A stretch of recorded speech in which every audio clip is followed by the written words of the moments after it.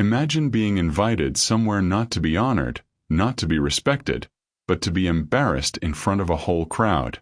That was the reality facing Elena Vance, a woman whose world had shrunk to the size of a cleaning cart. To the elite who occupied the Moretti Tower, Elena was almost like part of the building furniture, an invisible fixture that polished the marble they stepped upon without ever being looked in the eye. But when a gold-sealed invitation arrived, it carried a hidden toxicity. It was not a gift but a trap, an invitation of poison designed to make her the center of a wicked joke. Life, however, has a funny way of turning things around. The woman they expected to laugh at, the one they thought would be the punchline, was about to walk into their world like a queen.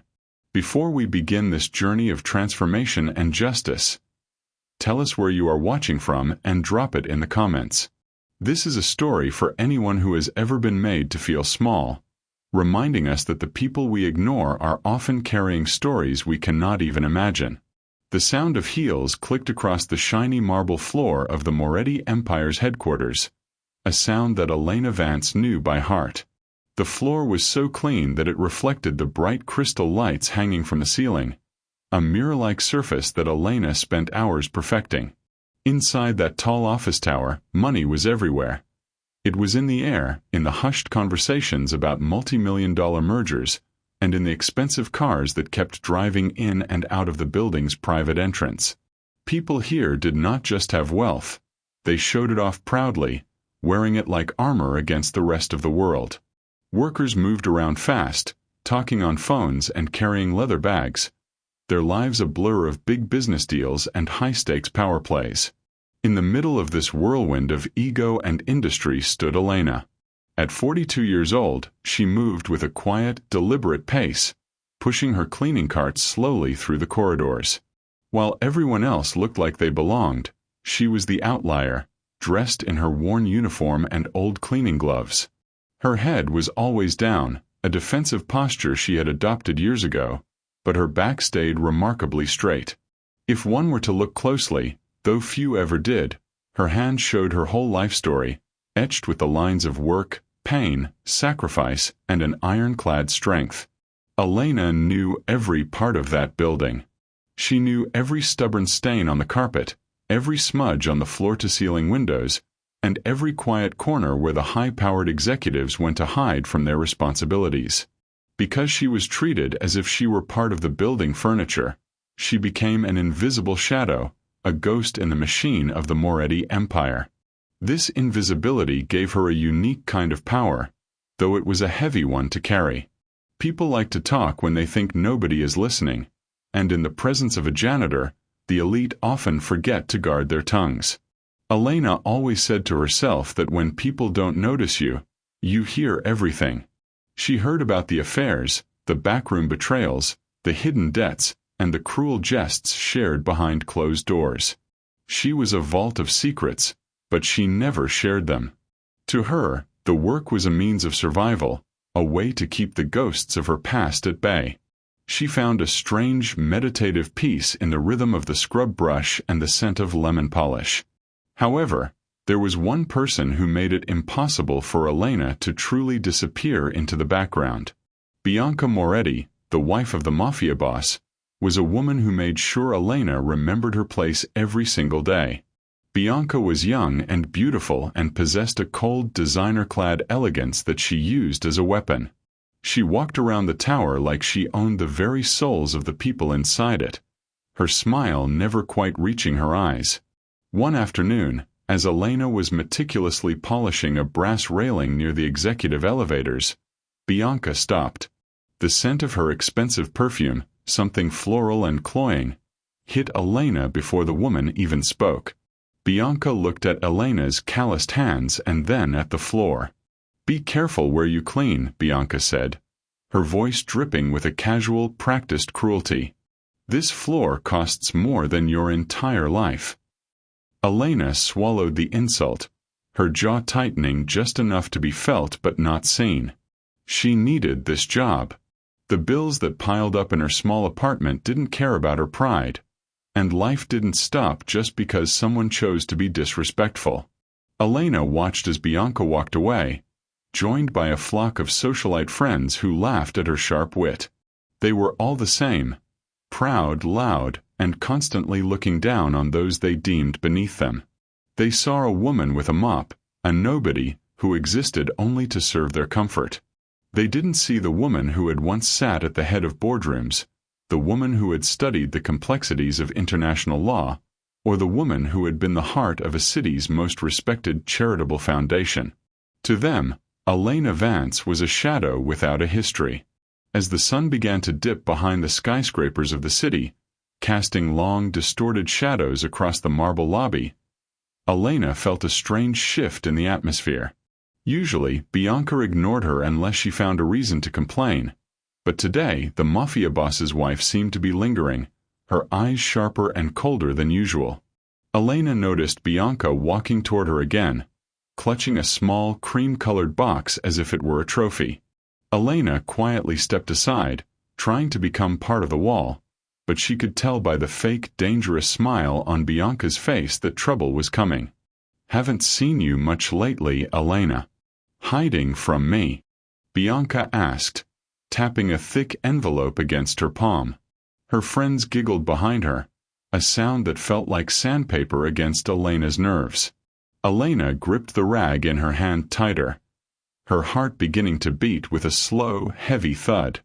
She knew that whenever Bianca approached with that specific tone of voice, it was never for anything good. The air in the lobby felt suddenly thin, the bright lights overhead feeling more like interrogation lamps than decorations. Elena didn't know it yet, but the invisible shadow was about to be dragged into a light so bright it would either burn her or reveal the queen she had been hiding for far too long. Bianca Moretti did not walk so much as she glided, her every movement calculated to remind the world that she occupied a higher plane of existence. As she approached Elena, her hand-picked entourage of socialites fanned out behind her, their eyes darting between Bianca's cruel smile and Elena's stained uniform. The lobby of the Moretti Tower, usually a place of cold business, suddenly felt like a theater where a public execution was about to take place. Bianca held a gold-edged envelope between two perfectly manicured fingers, waving it slightly as if she were tempting a stray dog with a scrap of meat. "You know, Elena," Bianca began, her voice loud enough to catch the attention of the security guards and the receptionists, who quickly looked away. "I was talking to my friends about how much you contribute to this building. You're always here, scrubbing, dusting, being so diligent." She paused, letting a mock-sympathetic look settle on her face. "It occurred to me that a woman who works this hard deserves a night out. A night to see how the other half lives, far away from the scent of bleach and floor wax." Elena kept her hands folded over the handle of her mop, her expression a mask of professional neutrality. She had learned long ago that reacting to Bianca only fed the woman's hunger for power. "That's very kind of you, Mrs. Moretti," Elena replied softly, her voice steady despite the prickle of alarm in her chest. "Kind? Oh, it's more than kind. It's an opportunity," Bianca said, finally extending the envelope.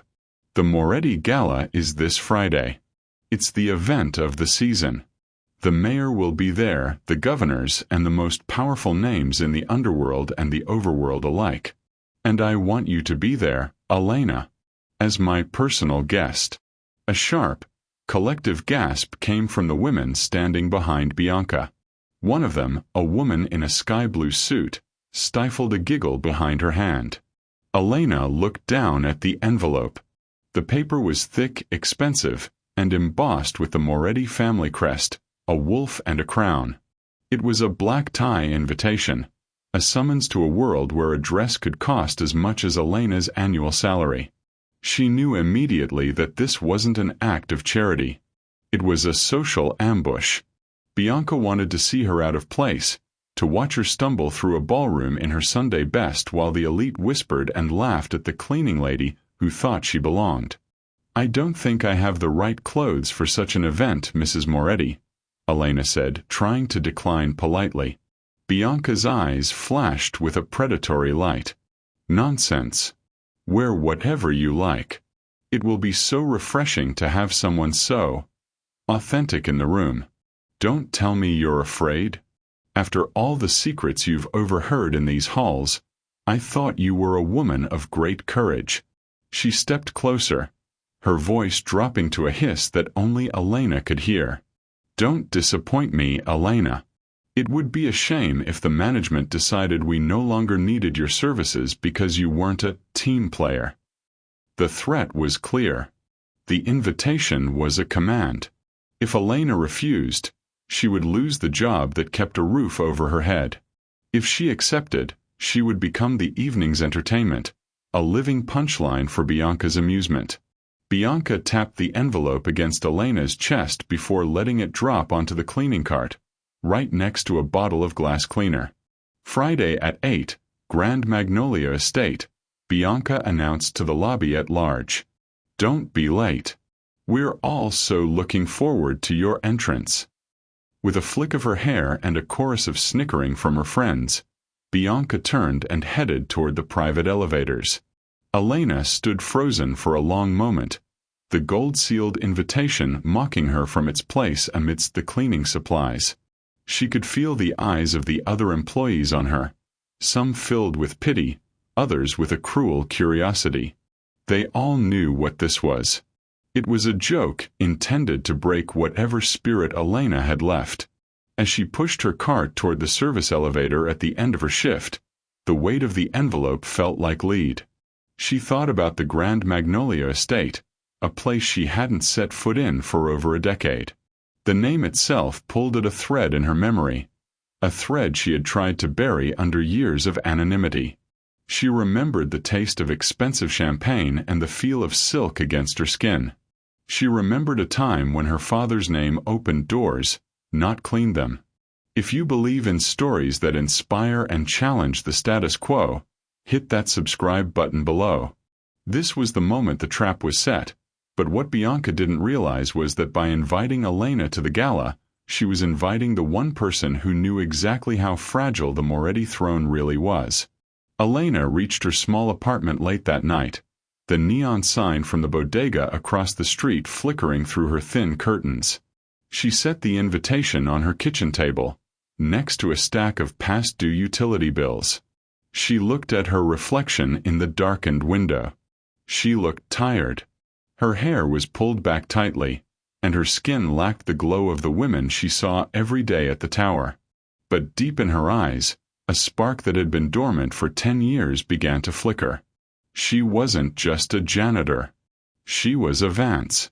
And if Bianca Moretti wanted a show, Elena was going to give her one she would never forget. The door to Elena's apartment clicked shut, muffled by the sound of the rain beginning to lash against the thin windowpane. In the silence of her small living room, the weight of the day finally descended upon her shoulders. She didn't turn on the lights. Instead, she sat at her small, rickety kitchen table, the gold-sealed invitation staring back at her like an unblinking eye. In the dim light filtering in from the street lamps outside, the embossed Moretti crest looked less like a wolf and more like a predator waiting to strike. For a long time, Elena didn't move.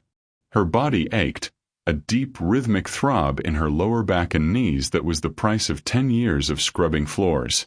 But that physical pain was nothing compared to the cold, hollow sensation in her chest. Bianca's laughter echoed in her ears, sharp and jagged. She could still see the way the other women had looked at her, as if she were a curious specimen, a creature from another world that had somehow stumbled into their pristine lobby. She reached out, her fingers trembling slightly, and touched the thick cream-colored paper. It was so smooth, so expensive. A single one of these invitations likely costs more than her monthly grocery budget. The cruelty of the gesture felt like a physical weight. Bianca hadn't just invited her. She had weaponized her status. She had reminded Elena that no matter how hard she worked or how much of her soul she poured into that building, she would always be the help in their eyes. Suddenly, the composure she had maintained all day was shattered. A sob, jagged and raw, escaped her throat.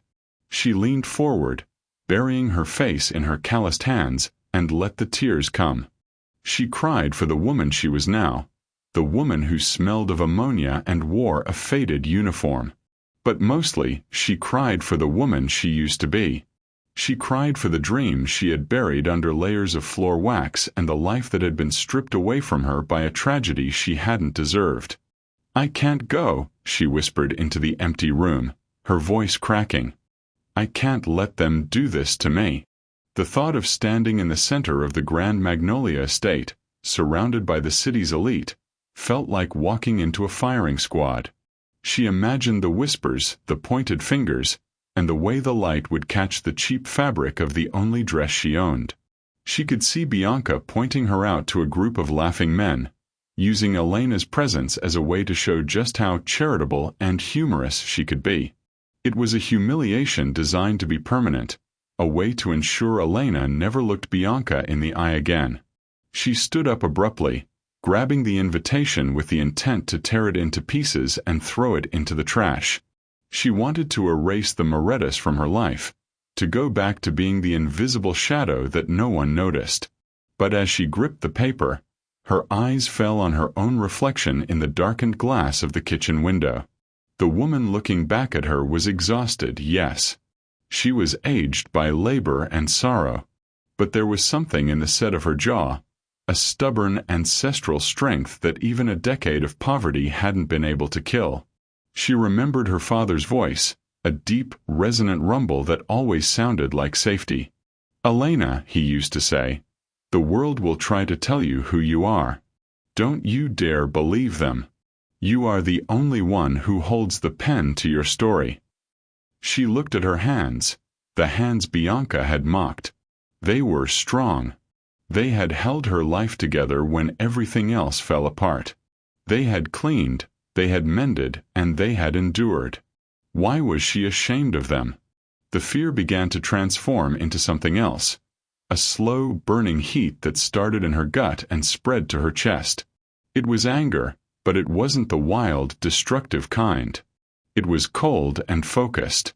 Bianca thought she was playing a game with a defenseless pawn. She thought Elena was a blank slate, a woman with no history and no teeth.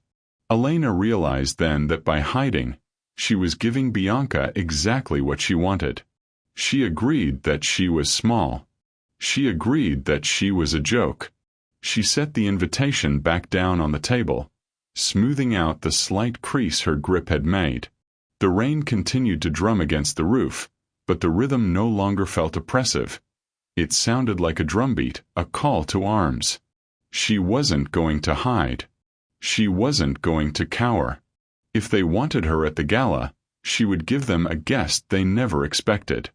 "You want a cleaning lady, Bianca?" Elena murmured, her eyes narrowing as she stared at the gold crest. "I'll show you exactly what I can clean up." She knew she couldn't do it alone. She had no money, no gown, and no social standing left to her name. But she had something the Morettis would never understand, a memory of a time when the Vance name meant more than all the Moretti blood money combined. She had one old contact, one friend from the before times, who had never forgotten what loyalty meant. Elena reached for the small, battered address book she kept in the kitchen drawer. Her fingers flipped through the pages until they landed on a name she hadn't called in 10 years. If you believe in stories that inspire, that challenge, and that give voice to the people the world often ignores, hit that subscribe button below. More powerful journeys are coming, and we'd love to have you with us. Elena picked up her phone, her heart racing. The breaking point had passed, and in its place, a queen was beginning to wake up.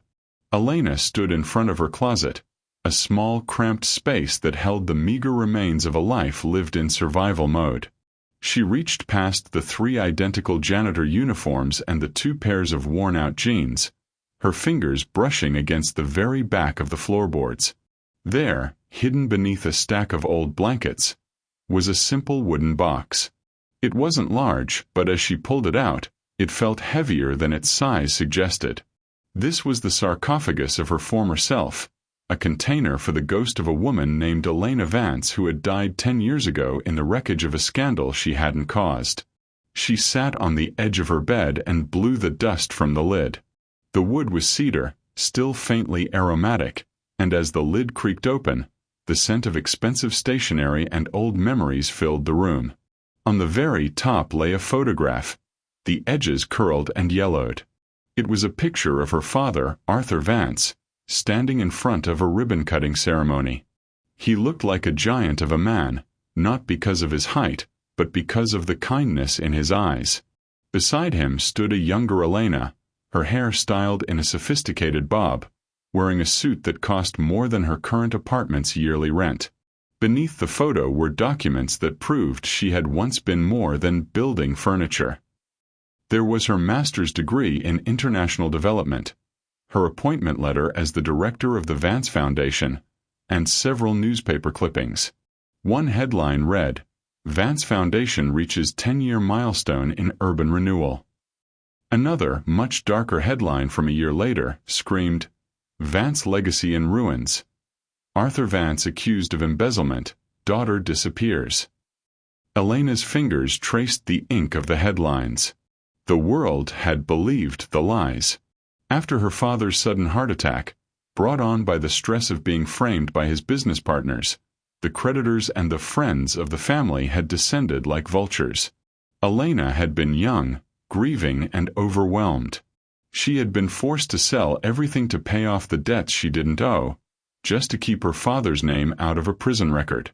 She had chosen to disappear, to become a ghost, because it was the only way to survive the shame that wasn't hers to carry. But as she dug deeper into the box, she found what she was really looking for. At the very bottom, wrapped in acid-free tissue paper, was a heavy gold seal and a small leather-bound ledger. This wasn't just a record of her past. It was a map of everyone who had ever owed the Vance family a favor. Her father had been a man who built bridges, and even after the collapse, some remembered the bridges he had built for them. Among the papers, a business card fell out. It was a simple, elegant card made of black cardstock with gold lettering, Simone Leclerc, Haute Couture. On the back, in a flamboyant script, was a handwritten note. "If the world ever forgets who you are, Elena, call me. I never forget a Vance." Elena looked at the card, then at the gold-sealed invitation on her kitchen table. The joke Bianca Moretti was trying to play was based on the assumption that Elena was a woman with no foundation, no history, and no allies. Bianca saw a janitor, but she didn't see the woman who still held the keys to a legacy that the Morettis could only dream of buying. The shame that had acted as a shroud for Elena for a decade began to fall away. She realized that by hiding, she had been protecting the very people who had destroyed her father. She had allowed their version of history to become the truth. The wooden box wasn't a coffin. It was a treasure chest of her own identity. She stood up, the old ledger in one hand and Simone's card in the other. Her apartment felt smaller than usual, or perhaps she simply felt larger.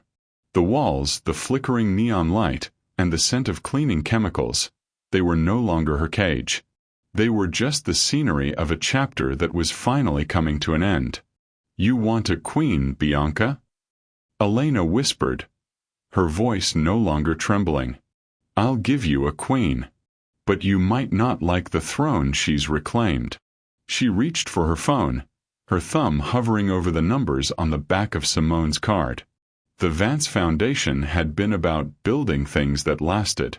Now, she was going to build a moment that would shatter the Morettis glasshouse forever. The phone began to ring. One ring. 2 rings. On the third, a voice answered, sharp, elegant, and unmistakably powerful. "Leclerc. Who is this?" Elena took a breath that tasted like the first day of the rest of her life. "Simone. It's Elena. Elena Vance. I think it's time the city remembered the name." The silence on the other end of the line was heavy with the weight of a decade. For a moment, Elena feared that Simone had changed her mind or that the Leclerc on the phone was a different person entirely. But then, there was a sharp intake of breath, and the voice softened, losing its professional edge. "Elena." Simone whispered, the name sounding like a prayer. Elena Vance? Is it really you? We thought. The rumors said you had left the country. Some said you had. I've been right here, Simone, Elena said, her voice growing stronger. I've been in the shadows, watching the world move on without me. But I'm tired of being a ghost. I've been invited to a party, and I think it's time I made an appearance. A party? Simone's tone shifted instantly back to that of the high-end designer who could command a room with a single look. Tell me everything. Elena explained the situation.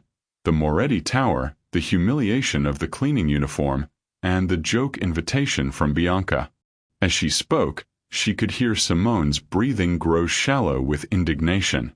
To a woman like Simone, who built her empire on the foundation of elegance and respect, Bianca's behavior was the ultimate sin. She wants to mock a janitor? Simone's voice was like ice. She wants to use the Vance name as a punchline? Oh, Elena, she has no idea who she is playing with.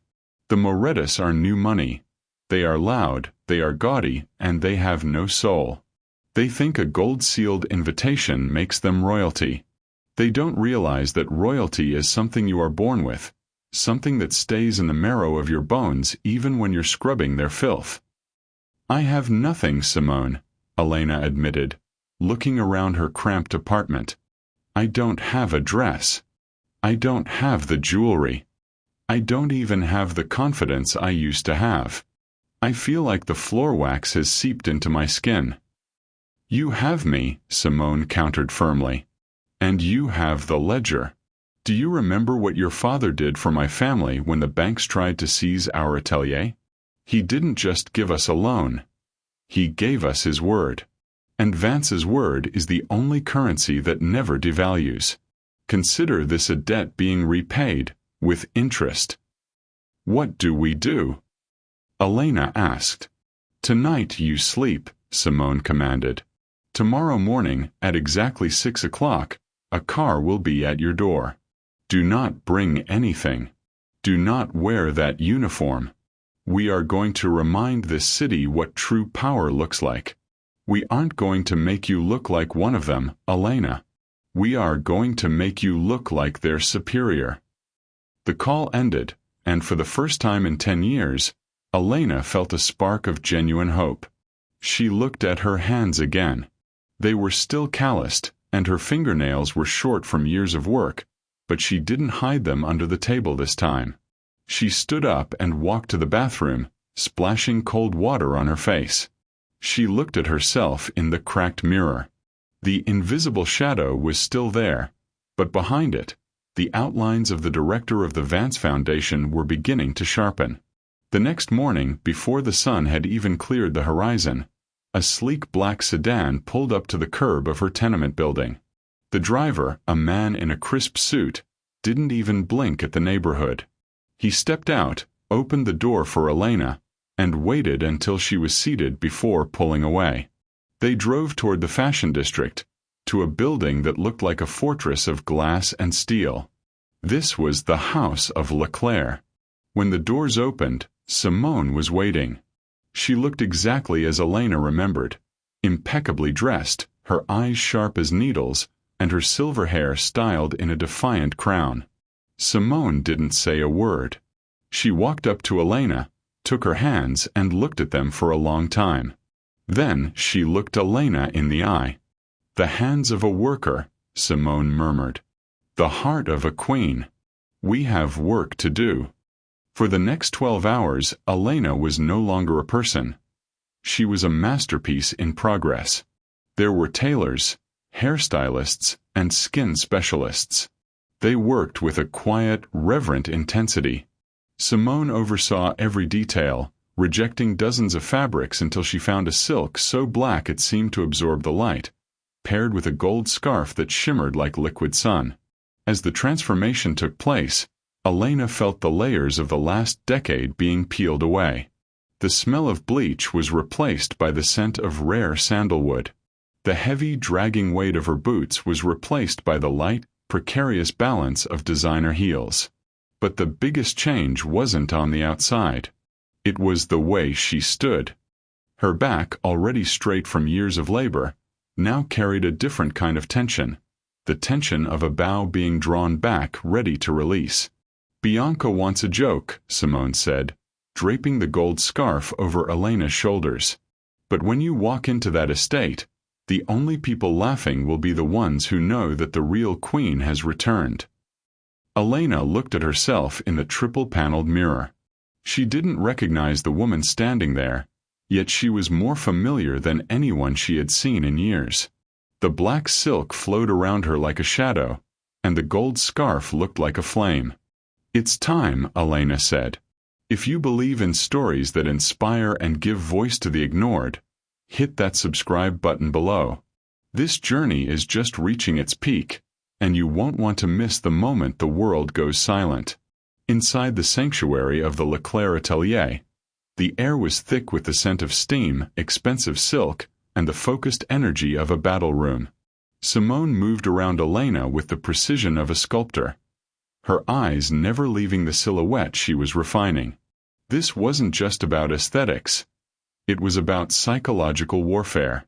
To the Morettis, appearance was a fortress, and Simone knew exactly where the cracks were. "They expect a janitor in a cheap polyester suit," Simone said, her voice muffled by the silver pins held between her lips. "They expect you to look like you're trying, and failing to fit in. That is where their laughter lives. So we won't try to fit in. We will make them realize that they are the ones standing in the presence of someone they aren't worthy to host." Simone pulled out a roll of fabric that seemed to hold the darkness of a midnight sky. It was a vintage Italian silk, heavy enough to drape with authority but light enough to move like water. "This," Simone whispered, "is for the woman who once directed the Vance Foundation. It's not a dress, Elena. It's a statement of reclamation." The transformation began with the basics. A team of specialists worked on Elena's skin, which had been dried and dulled by years of harsh cleaning chemicals. They applied oils that smelled of bergamot and neroli, massaging life back into her tired muscles.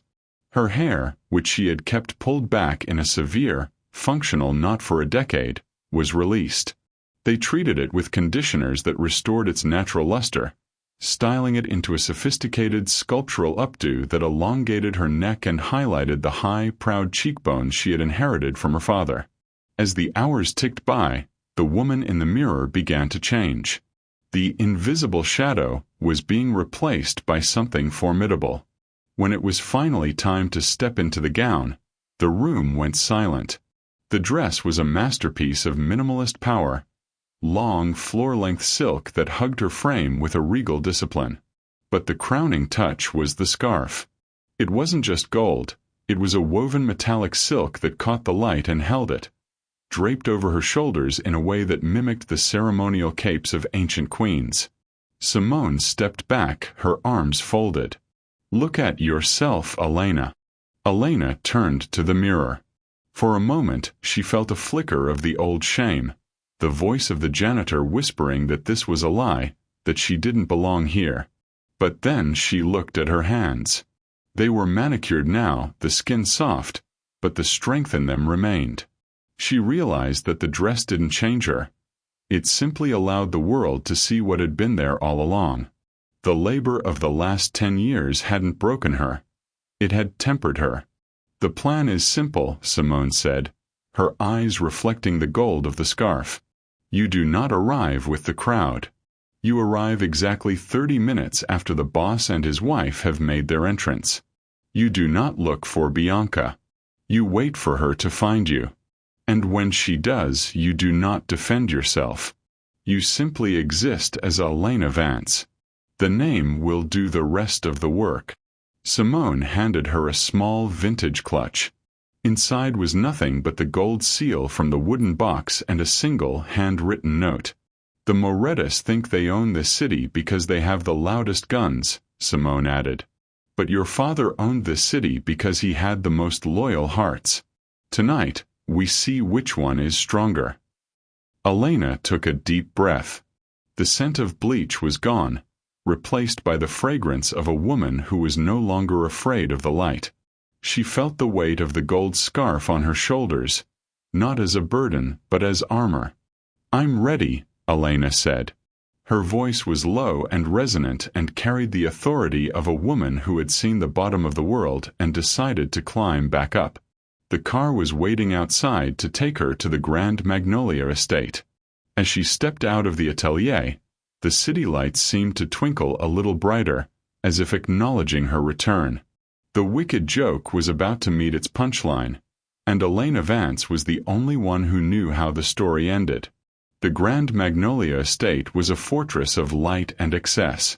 Massive iron gates swung open as the black sedan glided up the long, winding driveway, flanked by ancient oaks draped in flickering fairy lights. The air outside was filled with the hum of expensive engines and the distant melodic swell of a live orchestra. To the hundreds of guests inside, this was a celebration of power. To Bianca Moretti, it was the night she would finally crush the spirit of the woman who cleaned her toilets.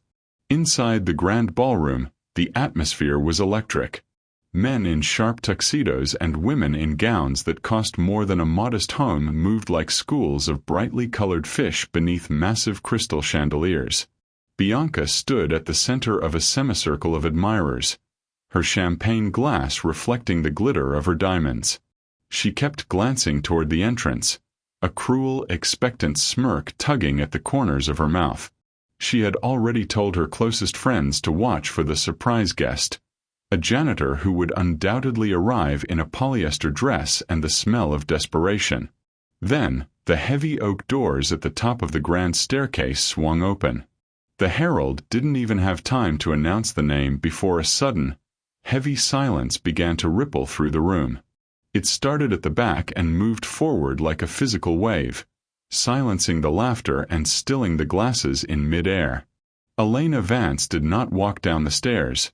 She descended them like a mountain stream, fluid, inevitable, and cold. She wore the deep black silk gown provided by Simone, the fabric absorbing the light of the chandeliers as if it were making its own shadows. The gold metallic scarf was draped over her shoulders, shimmering with every breath, looking like liquid sun poured over her frame. Her head was held high, her gaze level and unafraid. The years of scrubbing floors had given her a posture that was straighter and more disciplined than any socialite in the room. Her skin glowed with the radiance of the treatment she had received, but it was the fire in her eyes that truly arrested the crowd. Waiters froze with their trays. The music of the orchestra seemed to falter as the violinists turned their heads. People began to whisper, but the tone was different from what Bianca had planned. They weren't laughing. They were wondering who this goddess was, this woman who carried herself with an authority that made the Morettis look like pretenders. "Who is that?" whispered a senator to his wife. "She looks familiar. That profile, that carriage." Elena reached the bottom of the stairs and paused. She didn't look for a place to hide. Instead, she took a glass of champagne from a passing waiter's silver tray with effortless grace. She stood in the center of the floor, a dark star in a room full of flickering candles. Bianca's face went from expectant to pale, then to a mottled, ugly red. She pushed through her circle of friends, her heels clicking aggressively against the parquet floor. She marched toward Elena, her eyes narrowed into slits of pure venom. She had expected to see a broken woman she could mock. Instead, she saw a rival who had already stolen the spotlight. "What is this?" Bianca hissed as she reached Elena, her voice vibrating with suppressed rage. "What are you doing in that dress? Did you steal it from the lost and found?" Elena didn't flinch. She took a slow, deliberate sip of her champagne, then lowered the glass and looked Bianca directly in the eye. For the first time in years, Elena didn't look down. "You invited me, Bianca," Elena said, her voice low and resonant, carrying clearly in the quiet room. "You insisted I come as your personal guest. I simply chose not to disappoint you. You are a janitor." Bianca spat, her voice rising in pitch as she realized the crowd was watching. "You're a nobody. You clean my floors. How dare you show your face here looking like that?" The socialites nearby began to murmur. The word janitor rippled through the circle, but instead of the mockery Bianca hoped for, it was met with confusion. How could a woman this regal be the same person they had walked past in the lobby? "I may clean your floors, Bianca," Elena replied with a calm that was more terrifying than a scream, "but I have never forgotten how to walk on them. Perhaps you're the one who has forgotten your place." Before Bianca could respond, a heavy hand landed on her shoulder. It was Lorenzo Moretti, the boss himself. His eyes were not on his wife. They were fixed on Elena with a look of profound, dawning realization. He had seen this face before years ago, in the company of men much more powerful than himself. "Bianca, be quiet," Lorenzo commanded, his voice a low growl. The crowd parted as an elderly man, a legend in the city's business and political circles, stepped forward. He leaned on a silver-topped cane, his eyes watering as he stared at Elena. "Arthur," the old man whispered, looking at Elena's face. "No, no, it can't be." He moved closer, his hand trembling as he reached out toward her gold scarf. "Elena Vance? Is it really you?" The room went deathly silent. The name Vance was a ghost that had haunted the city's elite for a decade. It was a name associated with a fallen empire, yes, but also with a legacy of integrity that none of the people in this room had been able to replicate. "Hello, Mr. Sterling," Elena said, a soft, genuine smile finally breaking her mask of iron. "It's been a long time." Bianca looked from her husband to the legendary Mr. Sterling, her mouth hanging open in a silent, horrified gasp. The joke hadn't just backfired. The janitor had just become the most important person in the room. The silence in the ballroom was so heavy it felt as though the oxygen had been sucked out of the room. Mr. Sterling, a man whose influence predated the Moretti Empire by decades, stepped closer to Elena, his eyes searching her face. "Elena Vance," he repeated, his voice gaining strength. "I thought your family had been erased. I searched for you after the funeral, but it was as if the earth had swallowed you whole." Elena's voice remained calm, though a flicker of emotion softened her gaze. "I didn't want to be found, Mr. Sterling. It's hard to stand tall when everyone is looking at you through the lens of a scandal you didn't create." Bianca, sensing the social ground shifting beneath her feet like sand, tried to regain control. Her face was pale, but her arrogance remained a desperate shield. "Mr. Sterling, you must be mistaken," she chirped, her laugh sounding shrill and brittle. "This woman is a janitor in our building. She mops the lobby. She's clearly an imposter who has spent her life savings on a dress to pull a prank." Lorenzo Moretti's hand tightened on his wife's arm, his face darkening with a mixture of embarrassment and calculating coldness. "Bianca, shut up," he hissed. But Mr. Sterling ignored them both. He turned to the crowd, his voice booming with the authority of the old guard. "This woman is the daughter of Arthur Vance. Her father was the most honorable man I ever knew. He built half of the hospitals and libraries in the city before the vultures moved in to tear his legacy apart." He turned back to Elena, his expression one of deep respect. "And if she is cleaning your floors, Moretti, it is a greater indictment of your character than hers. A Vance cleaning a Moretti floor is like a diamond being used to scrub gravel." A murmur of shock and dawning realization swept through the guests. The socialites who had been prepared to laugh now looked at their shoes, suddenly ashamed of their proximity to Bianca's cruelty. The power dynamic of the room had inverted in a single heartbeat. Elena wasn't the joke. Bianca was. Elena stepped toward Bianca, her silk gown whispering against the floor. She didn't look angry, she looked disappointed, which was far more cutting. "You invited me here to mock me, Bianca. You wanted to see me stumble and feel small because you think your husband's money gives you a soul. But you forgot one thing. Elena reached into her vintage clutch and pulled out the heavy gold seal of the Vance Foundation, holding it up so the light caught its intricate carvings. My father taught me that you can lose your house, your money, and your title, but you can never lose your dignity unless you choose to give it away. I didn't give mine away while I was cleaning your building, and I certainly won't give it to you now. She looked around the room, her gaze landing on the various power brokers who had once been her father's peers. Many of you in this room owe your start to the Vance Foundation. You took his help when his name was golden, and you turned your backs when the wind changed. But the foundation isn't a building or a bank account. It's a promise to the people of this city. Lorenzo Moretti stepped forward, his eyes fixed on the gold seal.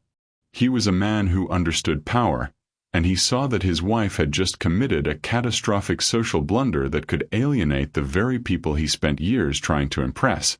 "Ms. Vance," he said, his voice forced into a tone of respect, "my wife's behavior was uncalled for. A misunderstanding. We would be honored if you stayed." "Stay?" Elena asked, a small, knowing smile playing on her lips. "I didn't come here to stay, Lorenzo. I came here to remind you that I'm still here. And I'm not cleaning for you anymore." She turned to Mr. Sterling. "I believe there are some files in my father's old ledger that might interest you, Thomas. Files regarding the vultures who framed him. It's amazing what people leave in the trash when they think the janitor is invisible." The threat was subtle but devastating. The room went silent again as the elite realized that the woman who had spent 10 years cleaning their offices had been collecting more than just dust. Bianca looked like she wanted to disappear into the floorboards, her face a mask of humiliated horror. She had invited a joke into her home, only to realize she had invited the person who could dismantle her entire world. If you believe in stories that inspire and give voice to the ignored, hit that subscribe button below. The final shocking twist of Elena's journey is almost here, and it's a victory you won't want to miss. The tension in the ballroom began to dissolve into a frantic energy, but it was no longer focused on the Morettis. The city's elite, sensing the death of one dynasty and the rebirth of another, started to drift away from Bianca and Lorenzo, gravitating toward the perimeter where Elena stood with Mr. Sterling. Bianca remained frozen, her hand still reaching out as if she could pull back the respect she had just permanently lost. The diamonds around her neck, once symbols of her untouchable status, now looked like cold, heavy stones. Elena didn't wait for an apology. She knew that an apology from a woman like Bianca would be as hollow as the invitation that had started this night. Instead, she turned her back on the center of the room. With a final, steady look at Lorenzo, a look that told him his towers were built on sand, she began her exit. She didn't flee. She walked with the measured, rhythmic grace of a woman who was finally moving toward her own future. As she reached the grand oak doors, the heavy weight of the last 10 years seemed to lift from her chest. The air in the ballroom had been thick with pretense and cruelty, but as the cool night air hit her face, it tasted like freedom. She descended the exterior steps of the Grand Magnolia estate, her gold scarf catching the moonlight, making her look like a celestial being returning to the earth. At the bottom of the drive, the black sedan was waiting. Simone stood leaning against the door, her arms folded across her chest, and a proud, knowing smirk playing on her lips. She didn't need to ask how it went. The way Elena carried herself told the whole story. "So," Simone said, lifting one eyebrow as Elena approached. "Was it enough? Did the joke land the way they expected?" Elena looked back at the estate. From this distance, the lights and the music seemed small and fragile. The massive house, which had once felt like a fortress of her enemies, now just looked like an old building filled with people who were afraid of being forgotten. "No," Elena said quietly, her voice ringing with a new kind of strength. "It wasn't enough. This was just a reminder. Now comes the work. Simone laughed, a bright, triumphant sound that echoed through the trees. She reached out and squeezed Elena's hand firmly. "Damn right," she said with a grin. "Let's go build something so big that no one will ever dare to forget the name Vance again." As the car pulled away, the sun began to peek over the horizon, painting the sky with deep gold and soft orange, almost like the world itself was clapping for her. Elena sat by the window, watching the city move past. In the reflection of the glass, she no longer saw the invisible shadow or the broken woman who scrubbed floors in silence. She saw a woman who had been knocked down but never truly lost. She touched the gold seal in her lap, feeling the sharp, clean edges of the crest. She realized that her dignity hadn't been restored by the dress or the jewelry or even by Mr. Sterling's recognition. It had been there all along, hidden under the soap suds and the silence. She saw a woman who still carried her crown, not on her head but in her heart. It was a crown that no one had given her, and therefore a crown that no one could ever take away. The Moretti Tower would still be there on Monday, but Elena Vance would not be in it. She had a foundation to rebuild, a father's name to fully clear, and a city to remind that the people they ignore are often the ones holding the world together. If you believe in stories that inspire, that challenge, and that give voice to the people the world often ignores, hit that subscribe button below. More powerful journeys are coming, and we'd love to have you with us. Thank you for watching.